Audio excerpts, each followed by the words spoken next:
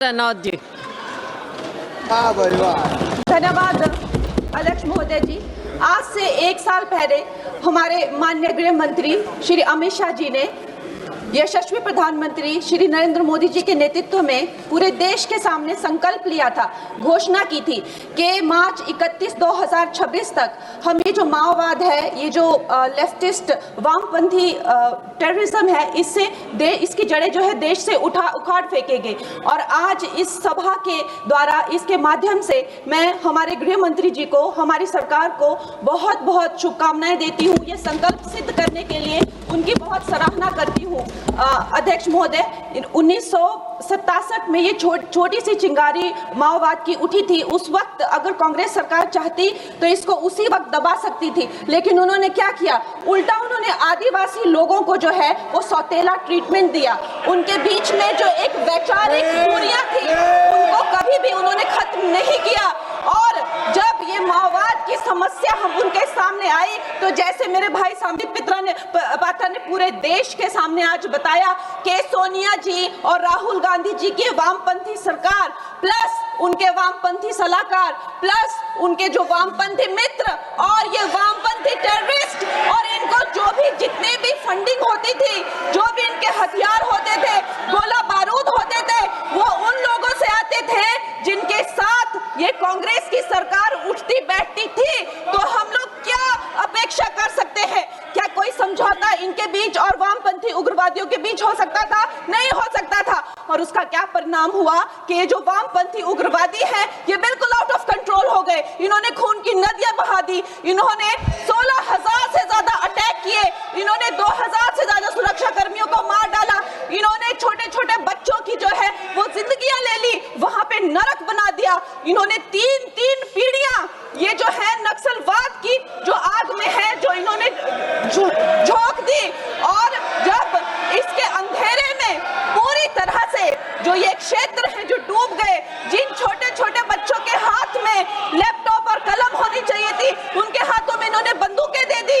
अध्यक्ष महोदय, इन्होंने जब पूरी तरह से उनका भविष्य खत्म कर दिया तो पूरी तरह से अंधकार में तो अपना हाथ झटक लिया।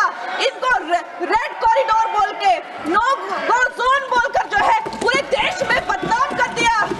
हम भी फिल्म इंडस्ट्री में हम सोचते थे कि इतने अच्छे जंगल हैं, वहां जाके कोई गांव की शूटिंग करते हैं, अच्छा कोई गाना बनाते हैं, लेकिन उस टाइम की जो व्यवस्था है वो क्या कहती थी, अरे ये जो आदिवासी लोग हैं ये बड़े ही उग्र होते हैं, ये देश के साथ नहीं रहना चाहते, वहां शूटिंग मत करिए।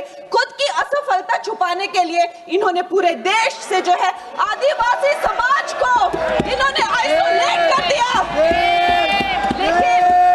लेकिन हमारे प्रधानमंत्री श्री नरेंद्र मोदी जी कहते हैं कि रात चाहे कितनी भी लंबी हो, वो रात ही है, सवेरा होना निश्चित है। और 2014 में जब प्रधानमंत्री जी की सरकार आई और आज हम देखते हैं कि उन्होंने एक आदिवासी महिला को जो है वो राष्ट्रपति बनाया, उन्होंने हमारे सुरक्षा बलों को जो है वो सशक्त किया और उनको सशक्त करने के बाद उन्होंने वो रेड कॉरिडोर, वो भयानक नो गो जोन को जो है वापस लिया, वहां पे संविधान स्थापित किया। अध्यक्ष महोदय, मैं एक नई सांसद हूँ, मुझे 2 मिनट दीजिए। और खैर प्रधानमंत्री जी ने क्या विकास किया वहां पर, चाहे वो घर बनवाए हो, चाहे वो नल लगवाए हो, चाहे वो 70 लाख महिलाओं को 1,000 की मदद की हो, 21 किस्तों में 13,000 करोड़ दिए हो, या वहां पर जो है जितने भी काम किए हो वो मैं अगर शुरू कर दूं तो आज दिन से रात और रात से फिर दिन हो जाए, तो उसमें मैं नहीं जाऊंगी। लेकिन मैं ये जरूर कहूंगी कि जो वहां पे डिजिटल पेमेंट्स हुई है उनका मैं बहुत ही ज्यादा सराहना करती हूँ। उससे जो नक्सलियों का जो वित्तीय नेटवर्क है वो टूटा है, जो वो वसूली का काम करते हैं वो टूटा है, जिससे वो खोखले हुए हैं। उसके साथ में सबसे सराहनीय काम जो किया है वो मैं कहूंगी विकास और विश्वास के साथ जो हमारी सरकार ने इसको जोड़ा है।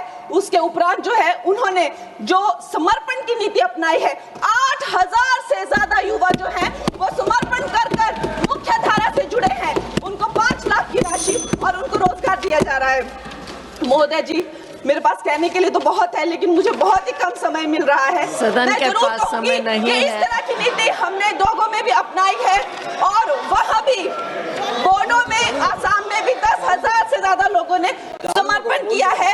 और मैं अंत में अध्यक्ष महोदय जी, मैं यही कहना चाहूंगी कि गृह मंत्री जी ने और प्रधानमंत्री जी ने पूरे देश में यह संदेश दिया है कि ये देश बंदूक की नोक से नहीं चलेगा, ये देश संविधान से चलेगा, ये देश जनता के विश्वास से चलेगा। फिर से मैं अपनी सरकार को बहुत बहुत बधाई देती हूँ। धन्यवाद। श्री हनुमान